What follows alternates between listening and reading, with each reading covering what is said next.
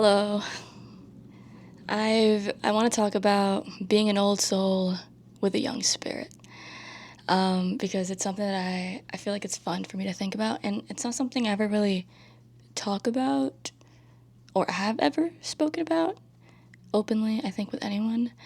I've always, all my life, I've considered myself, I think just over time, I've sort of realized that I'm an old soul with a very young and youthful spirit. I have a lot of life energy, a lot of energy. I'm very introverted, but I also do have a lot of energy, and I like, being social. When I am social, I enjoy learning about people, I enjoy talking about people. There's so many sort of dualities and opposites that exist within me that is really interesting that I don't think a lot of people often see. I think oftentimes people see very specific parts of me, and I mean, me being me, it's always fun and interesting thinking how there's so many, opposites of me that exist together. Like, I can be very quiet and reserved into myself and like very pensive, but I can also be very social and outgoing and energized. I can just love being around other humans, but I'm also very whatever really opposites you could think of. I mean, I'm just like a lot. So, yeah, it's cool. So, I want to talk about the duality of being an old soul while also feeling very young and energized. And yeah, just having a discourse about that because I think it's pretty cool. I mean, I'll start with talking about being an old soul. So I think being an old soul, for me, I consider it sort of holding this wisdom that you can't really explain, this sort of knowingness, this intuition, this sense of having experience beyond your years, even if you've only lived a very small amount of years. I feel I think since I can remember being a teenager, no, being in college, I've always felt like I've lived so much life, even though I've really, in the grand scheme of things, really haven't. I feel like I've pretty much experienced everything that I need to experience. Of course, there's things that I would love to experience, and that I am open to experiencing and that feel exciting, but I don't feel this desire or yearn to like really, really, really want to do something. Like, I don't feel like this pull to do anything in particular. I feel like I'm really content, I'm really happy, and I feel like I've experienced so much and I've seen so much and I just know so much without a lot of experience, like actually to, I guess, credentials to have a reason why I feel that way. I don't really know. Like, I just feel like I have like this weird sense of wisdom about, like, I could see things from an objective point of view. Like, sometimes I could look at my life from a very not personal way and I could just feel like, okay, I see how this has to happen the way this is happening, or I see how this is going the way it's going. Or I guess like just seeing things for what it is outside of yourself, I think is a sort of wisdom that I've found myself having for a while, that feels sort of like an old soul, or just being drawn to old music from back then, old songs, old artists, enjoying the slower days. Recently I've been really enjoying bird watching, just like looking at birds bathe themselves in water, looking at trees. I find myself just appreciating things that you would typically think the elderly would tend to appreciate, like just appreciate sitting outside and just looking outside and people watching, enjoying a nice meal with some nice company. I don't have to do anything crazy, just enjoying just, you know, nice company. Like the simple things. I think the simple things is kind of where my old soulness comes out a lot. I don't really care so much for like the like drugs or like physical intimacy just for the sake of doing it, just to feel something. Like, that's not really something I'm into anymore. I think I've outgrew that a lot faster than maybe, or maybe I've outgrown that normal. I mean, I don't know, because I don't really have anyone to compare myself to except myself. But I feel like after college, I outgrew, or like after 24, 25, it's a lie. After 27, I think I outgrew a lot of like the little stuff that you kind of just do just to do impulsively. Now I kind of think a lot about the consequences. I think a lot about like intentions. I think a lot about, what's going to lead. And if I do something for the sake of doing it, I thought about it and it's like well thought through. And if I do something impulsive, I've thought about it and it's not like necessarily impulsive. It's more like planned impulsivity, I guess. So yeah, I think being an old soul, I don't know, I guess people maybe have their own definitions of it. I guess being an old soul for me means being happy with the simple things, with just being happy during the times when things are going a little slow. Finally, making peace with patience, really leaning into, you know, life and things just happening that you can't control, accepting that, leaning into uncertainty, leaning into divine timing. Divine timing is something that I've been experiencing a lot. I've been seeing a lot of synchronicities recently, a lot of 1111, 711, 717, 222, like all of those synchronicity numbers, a lot more recently now. I've been experiencing a lot of divine timing, a lot of happy coincidences, which is very fun, very interesting, and it just feels really affirming because it makes me want to keep practicing patience, keep practicing not controlling so much and just trusting in divine timing because things have a way of just unfolding very interestingly, unexpectedly. So the more I experience it, the more I kind of can't argue against it. I'm like, it's right, it's happening, I can't really not believe it, or I could, but it's pretty obvious that there's something going on here that I want to lean into because it's happening and it's really cool. And yeah, just this feeling of acceptance or alignment, this feeling of not wanting to, chase the things that don't really matter, big picture, like success, like money, hustle culture, I don't know, like all those things that it's really easy, especially living in New York, to kind of just be in the grind. I feel like I've been more kind of being like, all right, well, I really only want what I need. If I'm not struggling, if I feel happy, if I feel like I have what I need to do what I want, I don't feel like I really need any more. If I get more, I'm not going to argue against it. Like, hell yeah, if there's more money, I'm happy to get more money. But I don't want to, kill myself. I don't want to, like, sacrifice so much of myself to attain things for the sake of things, I haven't been online shopping in a really long time, and it feels really nice because I kind of fell in the habit of doing that a while ago. Capitalism, like buying stuff, it's all fun, but I don't feel like I really need stuff, I don't feel like I need, I think a big one that I've been thinking about is like physical intimacy. Obviously it's amazing, but it feels pretty empty for the sake of just doing it just to do it. I think I just feel so content with myself. I know myself. I don't need that sort of thing. unless it feels meaningful, unless there's like, other stuff. But, I think a lot of like the bigger temptations in life, I feel like the old soul in me is able to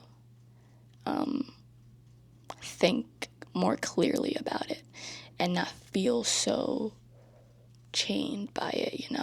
Like all of my desires, I feel like I have a really good grip on, and I could see it clearly where I'm like, I really desire something, but I'm not gonna mess with the flow of things because I feel like I need it. I would want it, obviously. There are things that I think, as a human that you want, but I think it's nice to want things. It's nice to desire things without feeling like you need it, or like if you don't have it, then oh my God, you don't know what you're gonna do, or like, you know what I mean? I think it's cool to want and to desire things, but not need it. Just to be like, that's it'd be pretty sweet if that happened. It'd be pretty sweet if, you know, things worked out that way, but I don't feel like I'm nothing if I don't have it. I don't feel like I'm missing a piece of myself if I don't. I don't feel like there's a hole inside me if I don't have it. And I mean, that's like a lifelong thing, but I think having that in the back of your head is very old soul-y, and it's pretty cool and something I've noticed sometimes. When it comes to like the younger, more energized, youthful part of me, that's a lot more. That's a lot. I mean, I don't want to say more fun, but it is fun to talk about because I think a lot of people know me as someone who, really thrives being on my own. I'm not scared to, go on an adventure by myself, explore the city by myself. I love just doing things on my own. I love things that an introverted person typically loves. So a lot of people tend to see me in that way. I think my closer friends tend to sort of see me in my more extroverted pieces also. Where when I am around people, I just love talking to people. I love learning about people. I love listening to people. I think people are just so interesting, and everyone has such cool stories, interesting experiences. I love a nice story time. I just love learning how other people see the world and how other people think. I love a friendly debate where, I mean, I guess it's not really a debate, but it's more like, how do you see this? And then I'm like, well, I haven't thought of it that way. What do you think about this? And we're kind of just thinking about things like that. That always feels really cool because you're kind of sharing thoughts and ideas. Yeah, I just love learning. I love I have this like so much, and I feel, it's like, when you feel, I think if you feel it or you have felt it, then you know what I mean. But this feeling of just feeling energy and like this life force, this life energy where you just want to like socialize, you just want to be out there and like have a good time, just like be connected with people, and you just want to, you're just happy to be here is kind of like the best phrase I could think of. Like that feeling of like, I'm just happy to be here. Like when I just love that feeling. Like when you're visiting friends, when like you're seeing friends and like you don't really care too much about like, the little details of what you guys are doing, but you're just happy to be there and you're just like so like freaking pumped. Good times, good music, good people, cool vibes, that energy feeling. And like that's one of the reasons I was pretty much gonna get I have a job now, but there was another job where I was in the final round of it, and they were pretty much, I think, were gonna give me an offer, but I already knew I was gonna take the other job. And it was funny because I was kind of torn between two jobs. One job, the one that I took, was more creative, more youthful, a lot more younger people. The other job, it paid more, it had more stability, it was hybrid, it had better benefits. Objectively, it was the better choice, but I just felt like I had too much energy at this point in my life to be in a job that felt like it was so settled, which I guess is a privilege for me to have that choice. But it was funny because I was torn between a job that felt exciting for me right now and a job that I would have wanted 5 years from now or 4 years from now or something, when I was more settled in life, when maybe I wanted to be home more, where I wanted a slower pace environment, versus, I don't mind going to the office every day, 5 days a week. I love that. I feel like it's good for me. The routine would benefit me. I love the feeling of waking up in the morning, getting going, getting dressed, socializing, meeting new people. Honestly, the thought of being the new girl for the first time in like 6 years feels really fun for me. Like I haven't been the new girl in like a place in forever. So I'm really excited to be the new girl in town, the new girl at a job, and meet new people. Like I'm really looking forward to that. So yeah, that sort of thing is I think when I'm talking about like my young youthful spirit, the part of me that still feels very much alive and like I just want to have a good time responsibly. But then the other older part of me is like, I want to go to day parties now, I don't want to go to night parties too much. I want to be home by 2. I want to be home by 1. I don't want to be in a situation where like I don't know how I'm going to get home because the train's not running because I have to take 3 or 4 trains home. I like an easy commute, 1 or 2 trains. I don't want to take a bus. I'll take a cab if it's too crazy. I'm thinking about the easiness of things. Like I really wanted to go to Boiler Room this weekend, but I was like, I can't go to Boiler Room. For one, like the price was ridiculous.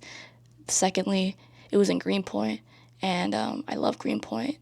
It's such a beautiful, like fun neighborhood, but it's so far for a nighttime like party. Like if I went to Greenpoint during the day, that would be awesome. But to go to Boiler Room at night and like be stuck like 2 hours away from home and like I don't even know how I would get back because there's like 3 trains. It's like I couldn't, like I can't, I can't do it. So it's always like it's funny when like those two parts of me kind of talk it out in that way. So yeah, it's cool. It's cool like having this youthful spirit and also having this like old soul sort of mentality, and kind of yes, living in yin yang balance with those two. It's really fun. What I wanted to touch on. Another thing I noticed actually, and this is more like a very recent occurrence, is when it comes to media and like my intake of media.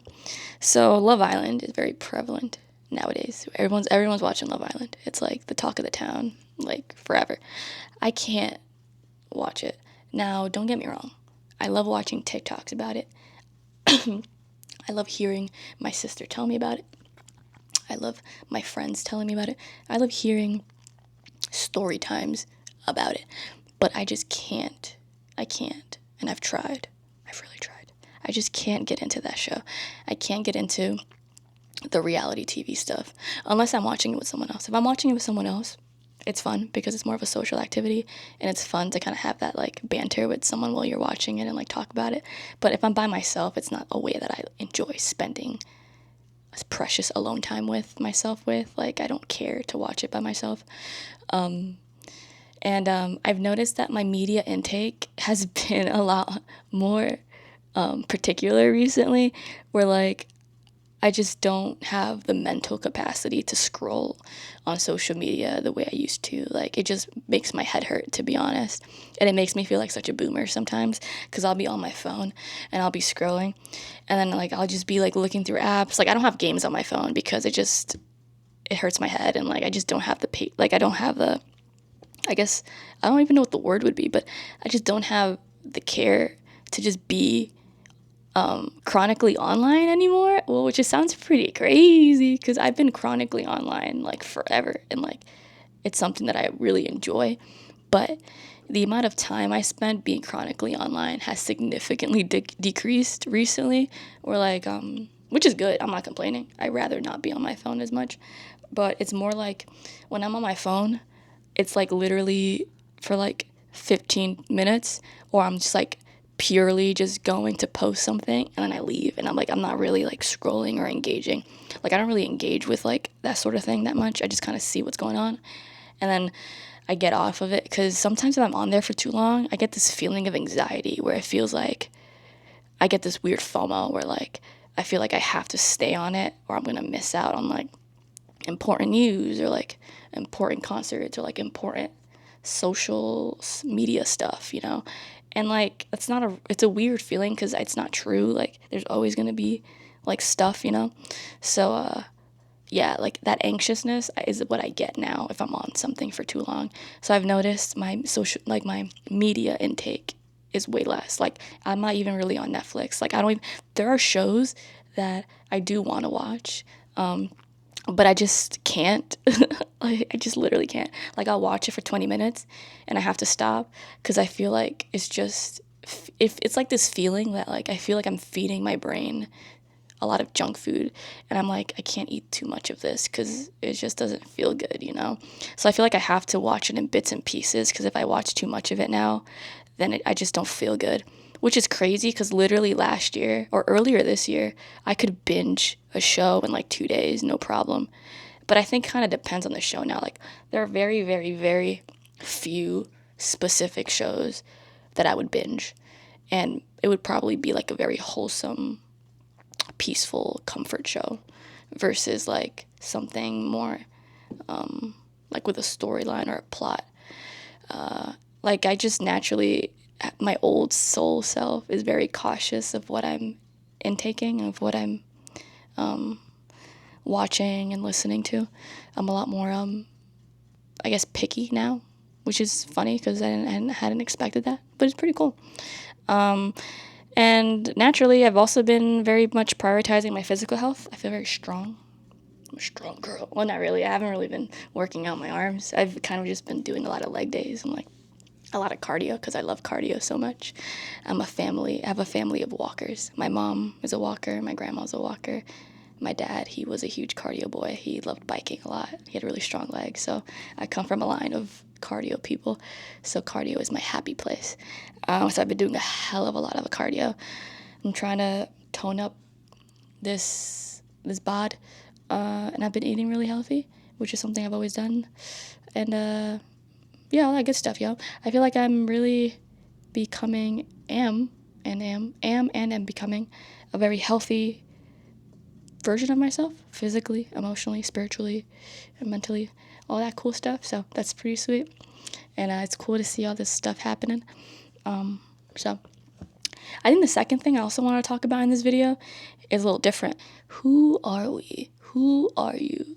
I had a cool, me and one of my good friends, we had a really good conversation about, we were like having this talk about like our identity and like how people identify themselves and how it's very easy to to create identities for yourself based on like different things. So like people identify themselves sometimes very closely with their heritage, or they identify themselves very closely with their sexuality, or they identify themselves very closely with their struggles, you know? Like it's very easy to have something and let that thing become your identity. And we were posing because we both believe the same thing. We were kind of like, well, we feel like, you know, you shouldn't have anything be your identity, you know? Like, it's one thing that, you know, you have all of these pieces and all of these pieces are part of you, but it's not you, you know? Like, who are you outside of all of the things that you identify yourself as? And that's a really cool question to ask yourself and to think about. Like, who are you outside of being Dominican? Who are you outside of your sexuality? Who are you outside of the things you love? Who are you outside of your work? Who are you without? Who are you without all of these things that you would consider your identity? Like if you take all of these things away, you know, that people give you, that people perceive you as, that people associate you with. If you take all that away, then who are you, you know? Like if you were like put in the middle of nowhere in a different planet and no one knew anything of who you were, like who are you, you know? Like how would you identify yourself? And I think I've always had a really hard time with labels. And I think people, when I say that, it's easy for people to think so many things about like, oh, she doesn't like labels, and then like kind of, I guess, put me in a label of not liking labels because I said that. But I don't like labels because I don't like that there's this association that we are our identities, you know? Like I feel like the things about you aren't you. They're pieces of you, like I said, but they're not the full picture of you, Like, it's easy to stereotype people. It's easy to feel like you're not part of a group because you don't act a certain way, because you don't do certain things that typically that label or that group of people who identify themselves with that piece of identity do. So it's easy to feel like an outsider. It's easy to feel like you belong. And honestly, this could probably tie into this probably ties into why since being a little girl, I always felt this feeling of like maybe I didn't belong or I didn't really fit in. I mean, I don't know. I'm just kind of throwing things, listening to my body. Anyways, I digress. But I think it's easy to feel these feelings of like, you know, where do I go? Where do I fit, Because maybe, I know for me, I don't want to identify with one or two or any identities because I don't think any piece of me is me. Like a piece is a part of me. It's a part of my experience. It's a part of my life and has helped mold me, my beliefs, my values. It's helped mold who I am, but I wouldn't consider it me. So I think I've always had trouble with labels for that reason because I feel like I don't fit the mold of anything fully. Like I feel like I just like so many things and I find so many things interesting that it's always been hard for me to find a label and be like, yes, this is me. It feels kind of crazy to try to find an identity and, sort of shrink everything you are into these identities because everyone is so much more than these words, than these labels. Like we're all so different. And I think it's just so sad and it's such a shame to minimize who you are to a label, to, an identity. And when I say label, I think people, I'm assuming, but it's easy to think like, oh, you don't, to maybe associate that with commitment or to associate that with other things. But when I say labels, I just mean like words. So saying like, oh, you're spiritual, you're I don't even know, you're this, or like you're that. Like words that you would use to try to figure out what box to put someone in. Like I think we shouldn't be boxing people.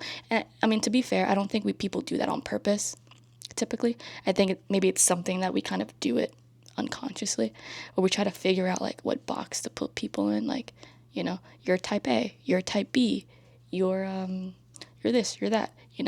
I think when I think about identity or when I think about who I am, I think I'm very kind. I try to be very kind. I try to be very open minded. I try to be very loyal. I try to be there for people. I try to listen. I try to be someone who is dependable. I try to be someone who cares. I try to be someone who's very empathetic. I try to be someone who, when I say I'm going to do something, I do it. I try to be someone who doesn't lie. I try to be someone who's honest. These are the parts of me that I consider me.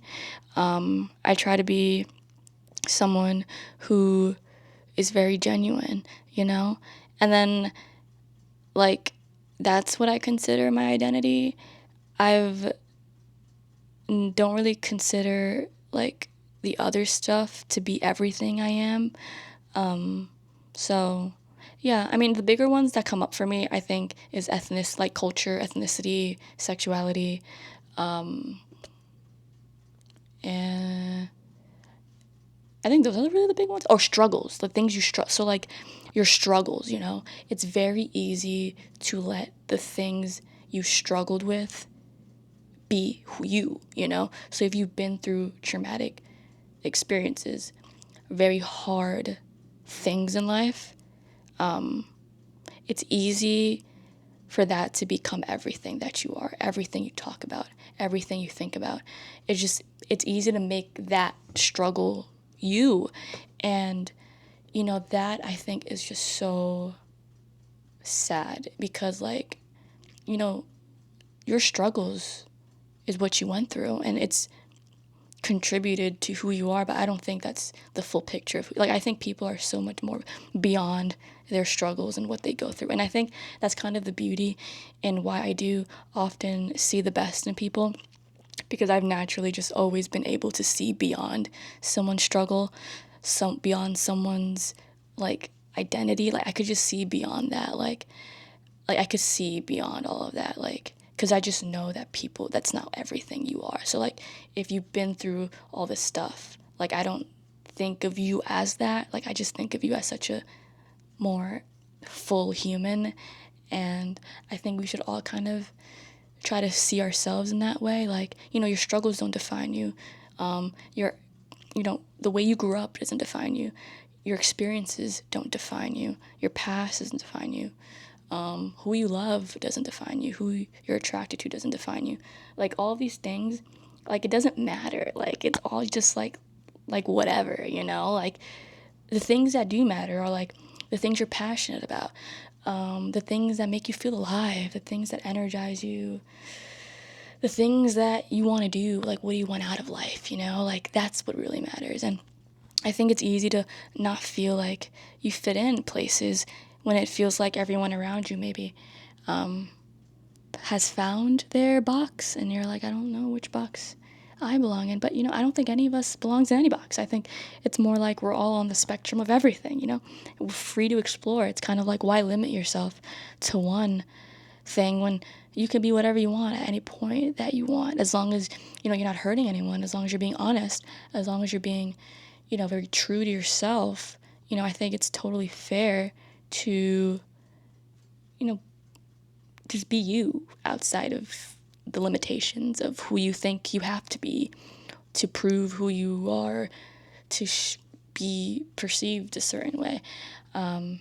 So I know that's like a really big one, and it's something that's really interesting to think about. Like, who are you outside of all of these smaller identities, Like, how would you describe yourself to an alien? Like, if an alien came, they don't know what anything is. Like, they only know you as the person you present yourself with. So, the way they view you, like, your identity to them is just literally the person interacting with them. So I guess the way you interact with people is who you are, and that's you. All the other stuff doesn't matter. It's just kind of like, I guess, the sprinkles or like the other stuff. So yeah, so that's just some food for thought, and something that I always think about. And sometimes I try to tell that to people, like, labels don't matter, like, all that stuff doesn't really matter. Like, it's a piece of you, but you don't have to make it the whole thing of you. It's just a cool piece of your story. It's not the whole story. Like, you're the story. You're the whole story. These are all like pieces of it, like little fun facts. It doesn't got to be the whole thing. I know it's easier said than done, but I think it's important to talk about. So I think that's what I wanted to talk about. So I'll leave you with that, and I hope this beautiful summer day, evening, treats you well, and I hope you treat yourself to something nice. And I'll talk to you later.